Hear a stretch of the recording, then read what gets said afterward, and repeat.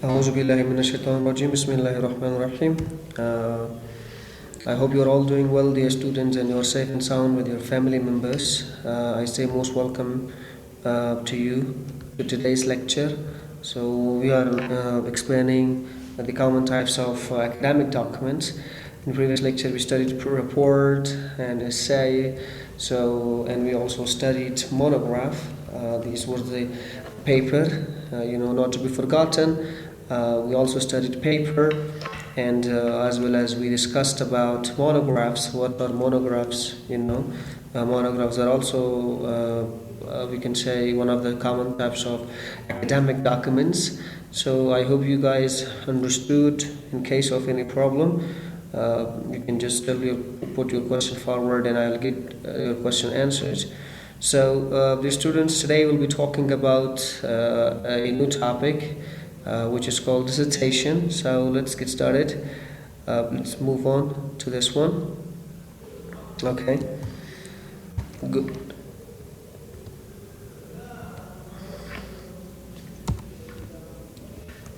Sorry for that.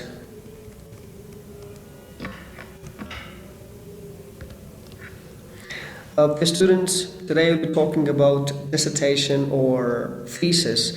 Dissertation or thesis, we sometimes call them thesis, and it can also be called a dissertation.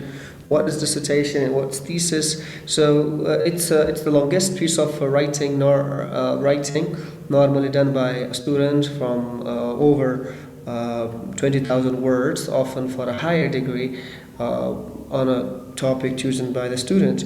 So the students, it's not one of the, but it's the largest or longest writing which is ever done by a student. So it's one of the largest. So I would say this is the largest piece of writing done by a student. So here you choose a topic to claim your higher degree. The higher degree mean masters and doctorate or PhD.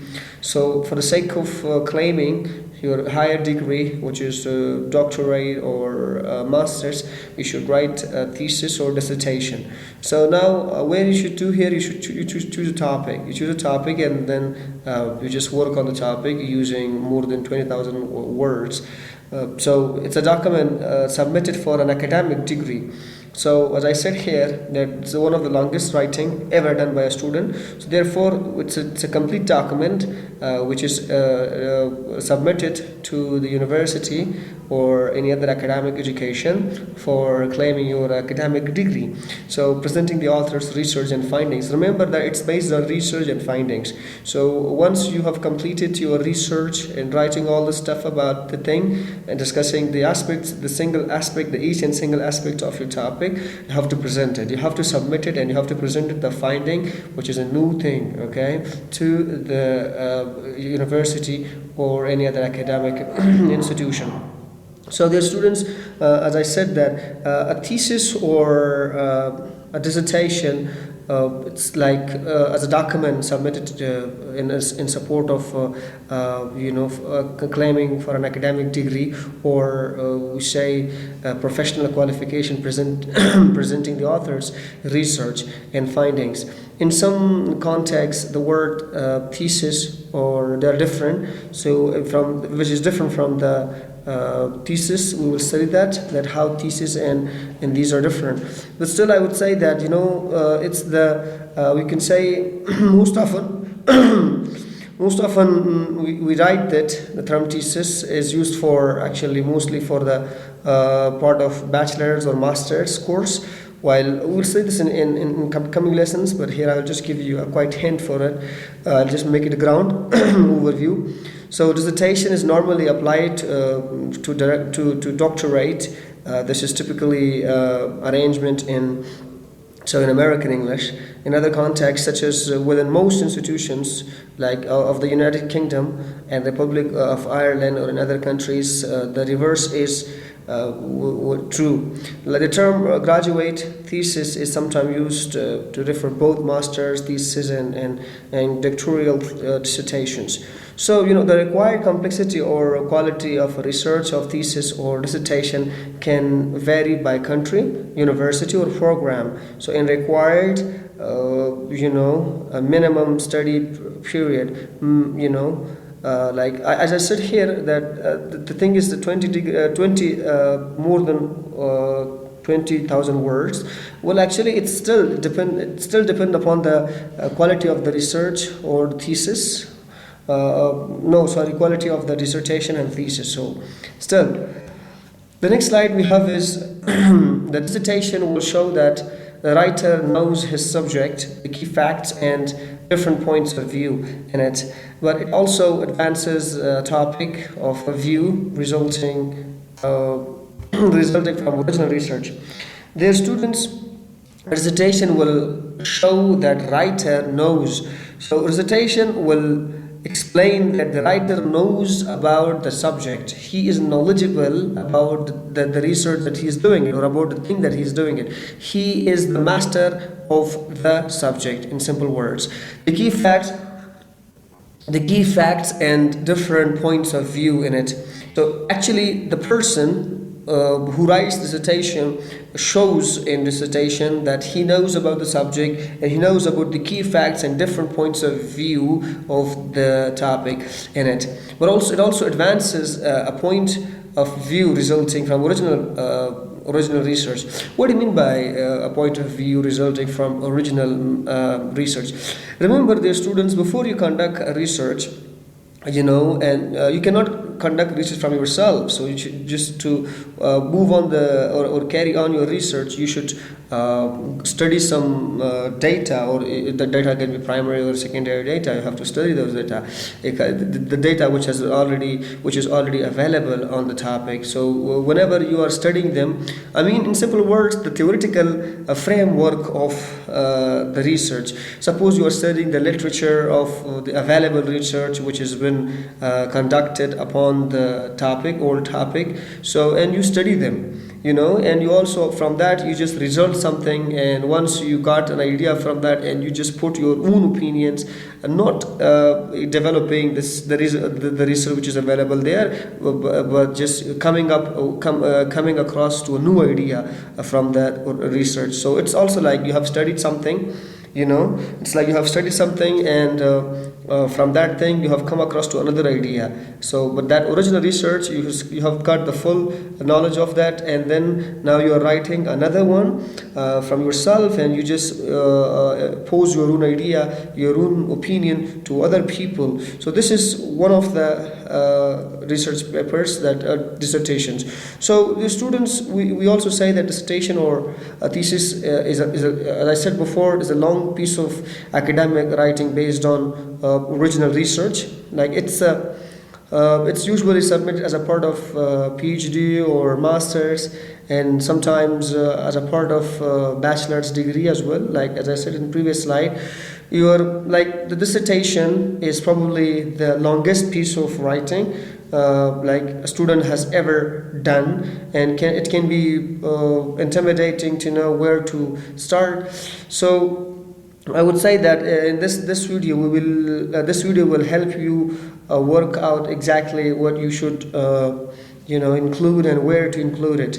So this is about, in simple words, we say that dissertation show that the writer knows everything, each and single aspect of the subject, and also it advances the resulting review of the literature which is available on this research, or we call that original research as well. Okay, dear students. Now, so the next one is the basic thesis and dissertation differences. Before I jump into differences between the thesis and dissertation, I would also like to add one thing more with this one. So remember, this one, not all the dissertations are structured like the same. Okay, we will just leave this for the next class. We'll study there. Here we say that the differences of the differences, the basic thesis and dissertation differences. So their students, we say that thesis and dissertations are words often used in academia, which also lead to some confusions that what exactly each word means, like what is the meaning of thesis and what's the meaning of dissertations. So in simple words, we say that the thesis is a Greek word meaning proposition. Our dissertation is a Latin word meaning discussion. I repeat myself. So the thesis is actually, it's a Greek word which means proposition, and the dissertation is a Latin word which means discussion. So I hope you understood. And here means a proposition and this means discussion. That's different. So we say that thesis is usually used for PhD or doctoral or MPhil level degree in UK or in other countries. So it's most often written for the doctoral study and dissertation. Sorry, dissertation is written for the doctoral study, while thesis is written for the master's. It can also be written for a bachelor degree or for claiming the bachelor degree, but still it depends upon the requirements of the university. So we say that a thesis is the compilation of research that proves you are knowledgeable about the information learned throughout your graduate program. It's actually a completion of the research that you saw that you are knowledgeable of the things that you have studied or the things that you study in the program about the subject, about other thing. That's a thesis statement. It proves that you have the complete knowledge about an information that you studied during the program. So we say a thesis document that presents the author's research and findings, and it's submitted in support of candidate for degree or professional qualification. So that's one more. And we say a dissertation is your opportunity during a doctorate program to contribute new knowledge, theories, or practices to your field. Remember, there are students that. So we say a dissertation is actually an opportunity where you share or you contribute new thing. Remember, in thesis we just prove that we are knowledgeable about the things that we have studied or the information that we have gained. But in dissertation, you have an opportunity where you will contribute a new thing. It can be new knowledge.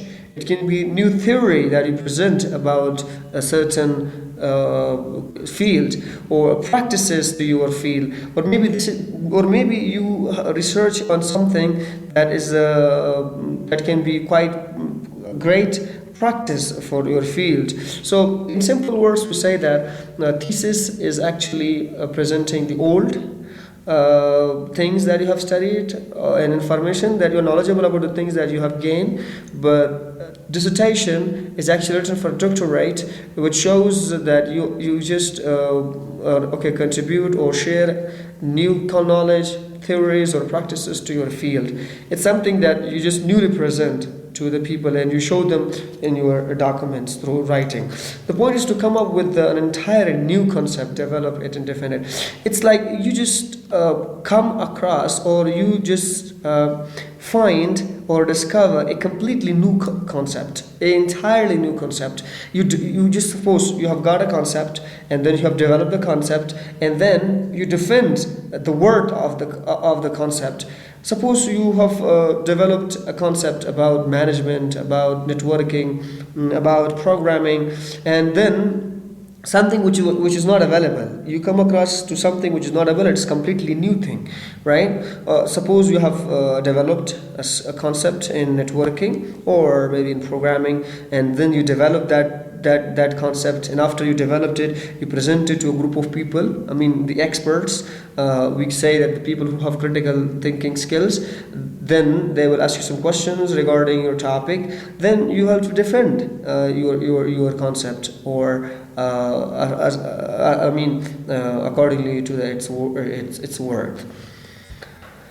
So the students' dissertation, I would say that dissertation, dissertation or goes to all the depth topic throughout the thesis, and then find the conclusion. It's a deep study of something new.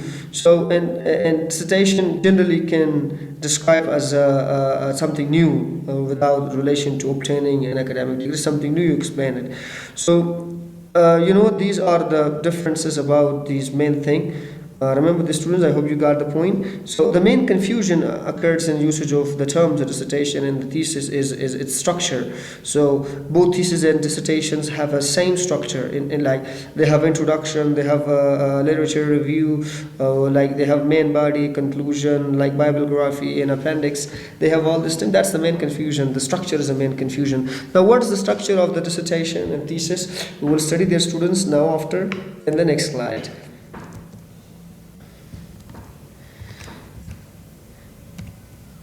Okay, like not all the dissertations are structured exactly the same. The form or research text will depend on your like location, discipline, topic, and approach of the topic. So, for example, dissertation in humanities are often structured more like long essays, building an overall argument to support a central thesis, with the chapters organized around different themes or case studies. So, but if you are doing an empirical research in the sciences or social sciences, your dissertation should generally contain all the following elements.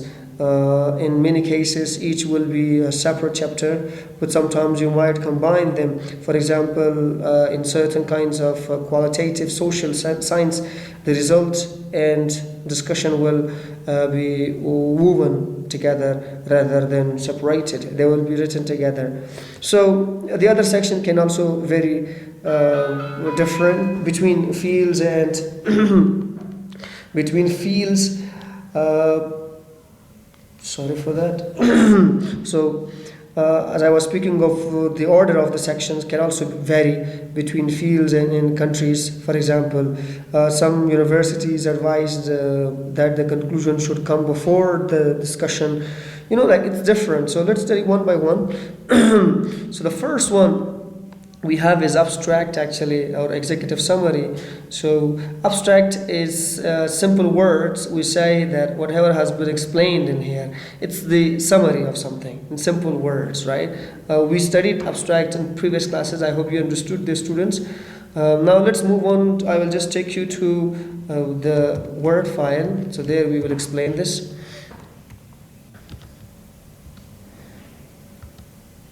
Okay, let me just... Here we will study. This is the first page, dear students. This is the template for dissertation. This is the template for dissertation. I will just explain some of them. So the first we have got is title page. So the title, the very first page of your document contains your dissertation's title. It contains the dissertation's title, your name, department, institution, degree program, and submission date. Sometimes it also includes your number, your supervisor's name, and the university's logo. Many programs have strict requirements for formatting the dissertation's title page. So here you can see, dear students, what I said before. Now, the next we have got is an acknowledgement. So the next page in dissertation we have got an acknowledgement. Sorry for that. So acknowledgement, this is the acknowledgement section. The acknowledgement section is usually optional, and it gives a space for you to thank everyone who helped you in writing your dissertation. This might include your supervisors, participants in your research, and friends or family who supported you.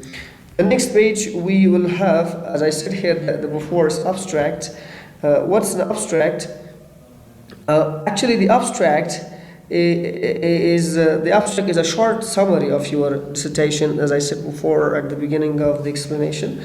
The abstract is a short summary of your dissertation, like usually about 150 words up to 300 words long. You you should write it at the very end when you have completed the rest of the dissertation in the abstract. Make sure to state the main topic and aims of your research in abstract. Describe the methods you used in abstract. So summarize the main results. Summarize the main results. Here state your conclusion in abstract. So although the abstract is very short, it's the first part and sometimes the only part of your dissertation that people will read. So it's important that you get it right. If you are struggling to write a strong abstract, you can go and study some abstract research, so there you will understand. So as I said before, here is a link, you can just click on it. Brief describe the problem. I said before that you should explain these stuff, in the method should be there. Remember, this is the information that you have to follow that. The next we have is a table of content. The table of content lists every section that comes after, not the title page, acknowledgements, or abstracts. A table content can be auto-generated in the Word. So the table of contents lists all your chapters and subheadings and their page numbers. It gives the chance to the reader to navigate through your topics. And the dissertation contains page gives the reader an overview of your structure and helps easily navigate the document. So all parts of your dissertation should be included in the table of contents, including the appendices. You can generate a table of content automatically in Word if you use the heading style. So you can do these things, and after this we have got a list of figures. A list of figure include if you have used a lot of figures, like graphs, images, illustrations, and your text. It lists the figures in the same numbered order as they appear in the text and can be auto-generated in the same way as the table of content, as I said. So if you have used a lot of tables and figures in your dissertation, you should itemize them in number list. You can automatically generate this list using the insert captions feature in the Word, so you can have their insert caption. I'm sure you know that what stuff is, how it is written. So the list of table. The next thing we have is actually the list of table. Now, what is the list of table or the list of abbreviation? One thing, I hope nothing is missing here. Let me check this. Okay. Table of content and the list of figures and list of tables. So much like the list of figures, if you have used a table, so you can just use this stuff as well. A list of abbreviation. So a list of abbreviation is optional. It should be include if you have used a lot of abbreviations that are likely to unfamiliar to readers, present it as an alphabetized list or table. Example, Grisha, like AGA stand for accrediting commission for schools. So you have to use, like in case you have used, it's an optional. In case you have used a lot of abbreviations in your dissertation, you can include them in the alphabetized list of abbreviations so that the reader can easily look up their meaning. So the next we have is a glossary. Glossary is also an optional. If you have used a lot of highly specialized terms that will not be familiar to a reader, so it might be a good idea to include a glossary, a list in terms alphabetically, and explain each term with brief descriptions or definitions. So like here you can just go through that interest calculated, like for example compound interest, you have used it and you just somewhere you are afraid that the reader will not understand, so you can put the meaning of this or description of this in the glossary, right? Which is a part of dissertation. Introduction. So what is introduction? In the introduction, set up your dissertation's topic. You just set up your topic, dissertation's purpose, and relevance, and tell the reader what to expect in the rest of the text. So remember that introduce your broad topic in an engaged way, or provide relevant background information to contextualize your work. So in the introduction, you have set up a dissertation's topic, as I said before, the purpose, usages, the relevance, and remember you have to keep the following things in your mind. You can see here as well. And so, like, it's like establish your research topic and giving unnecessary background information to contextualize your work. And the second thing, narrow down the focus and define the scope of the research. So, and discuss the state of existing research on the topic, showing your work's relevance to the broader problems or debate. And clearly also the third one is clearly state your research questions and objectives. So give an overview of your dissertation structure. So this is where these things should be taken place in the research. So like overview, as I said here, as I explained this. So like everything in the introduction should be clear, engaging, and relevant to your research. By the end, the reader should understand what, why, and how of your research is actually these WH question words should be answered like what, why, and how of your research. If you need more help, you can read some other things about this. The other one we have got is literature review. So literature review, it's also called theoretical framework, or it means the available study, available survey, existing research on your topic. Simply say that. So, like before you start on your research, you should have conducted a literature review to gain a complete understanding of the academic work that already exists on your topic.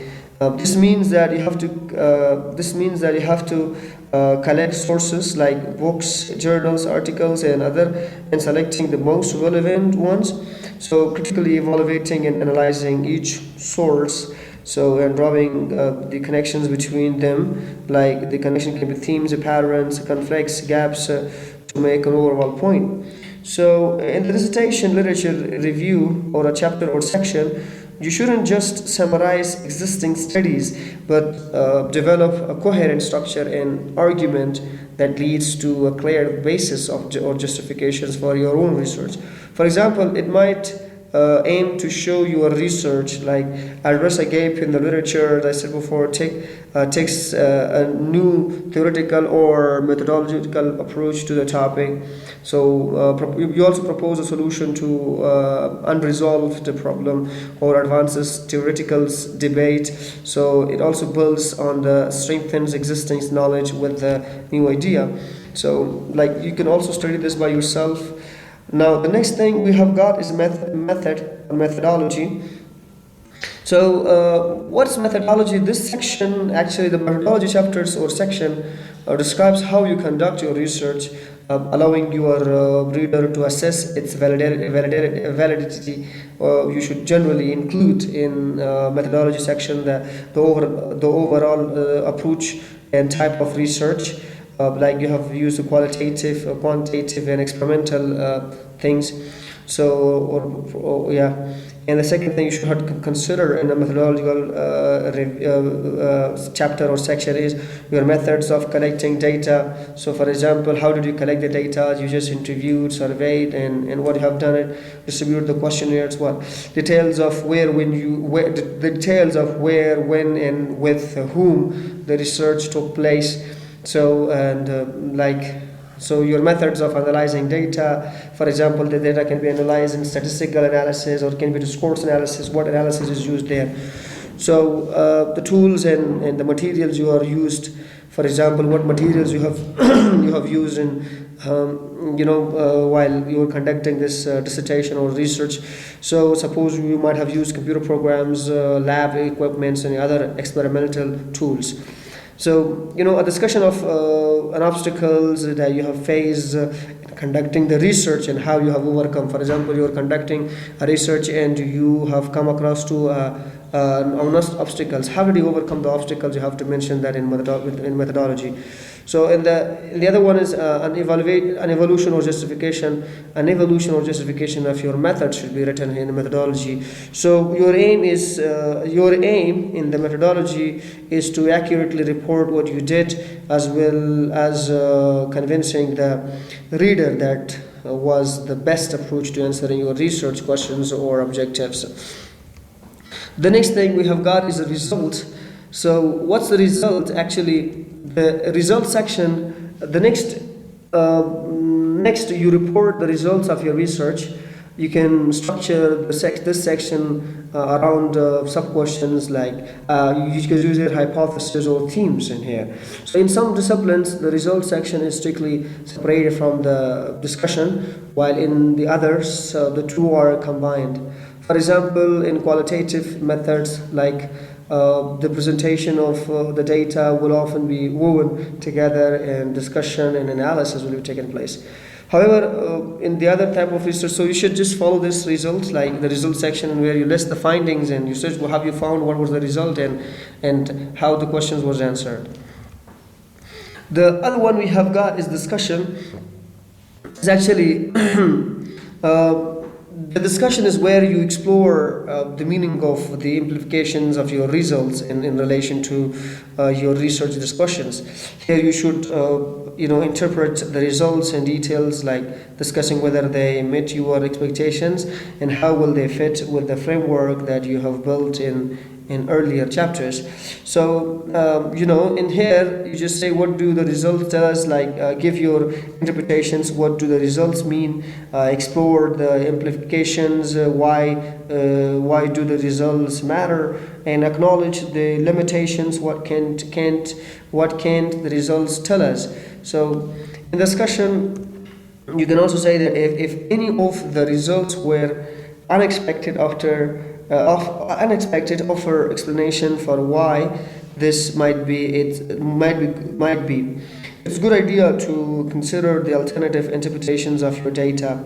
So this discussion should refer back to the relevant source to show you how your results with the existing knowledge. So now these things should be taking place, and the last one is going to be the conclusion. So the dissertation conclusion should concisely answer the main research questions, leaving the reader with a clear understanding of your central argument and emphasizing what your research has contributed. Like in some academic conventions, the conclusion refers to short sections that comes before the discussion. First you directly state your overall conclusion, and then you discuss and interpret their meaning. So in other contexts, however, the conclusion refers to the final chapter, where you wrap up your dissertations with a final reflections on what you have found. So this type of conclusion often also includes recommendations for future research or practice. So in this chapter, it's important to leave the reader with a clear impression of why your research matters, what have you added, what was already known about that. So the next one is this reference list. The students, you must include full details of, in reference list you must include full details of all the sources that you have cited in a reference list. So sometimes called the works cited list, or it's also called bibliography. It's important to follow the consistent citation style. Each style has a strict and specific requirements for how to format your sources in the reference list. So the other one is appendix. Actually, what's appendix? It's like appendix. The document that do not fit into the main body of your dissertation, but that be useful to your reader. So your dissertation itself should contain only essential information that directly contribute to answering your research question. Documents you have used that do not fit into the main body of your dissertation, such as interview transcripts, survey questions, or tables, and full figures, can be added in appendix. You can add there, right? And you can also do editing and proofreading, also available. You have to just do appendix to their student. This was about this was about the structure of the dissertation or the format or it's a template. So inshallah you can study these things by yourself as well. I hope you understood. If you have any questions and suggestions regarding this lecture, you can just ask us. So I explained this acknowledgement and references in details inshallah. So stay safe dear students and stay happy.